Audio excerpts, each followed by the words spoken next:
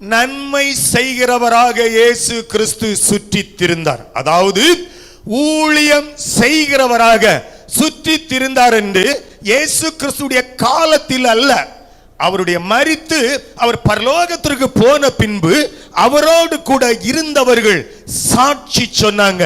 இயேசு கிறிஸ்து ஊழியம் செய்தார், அவர் ஊழியம் கொள்ள வரவில்லை, அவர் ஊழியம் செய்ய வந்தார் என்று சாட்சி சொல்றாங்க.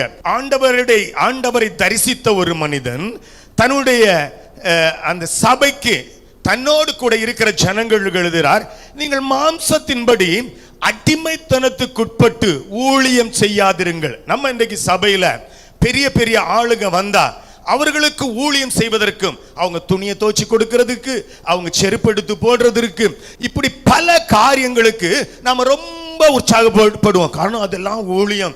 அவங்க எல்லாம் நடத்திப்புக்காரங்க, சபையில பெரியவங்க, அவங்க அப்போஸ்தலர்கள், இப்படி பலரை அந்த மாம்சத்துக்குட்பட்டு அவர் அடிமைத்தனத்திற்குள் ஊழியம் செய்யும்படியாக நாம இருக்கிறோம். ஆனால் தேவாதி தேவனுடைய சமூகத்திலிருந்து ஊழியத்தை பெற்றுக்கொண்ட ஒரு மனிதன் தன்னோடு கூட இருக்கிற ஜனங்களுக்கு எழுதுகிறான், நீங்கள் அன்பினால் ஒருவருக்கு ஒருவர்,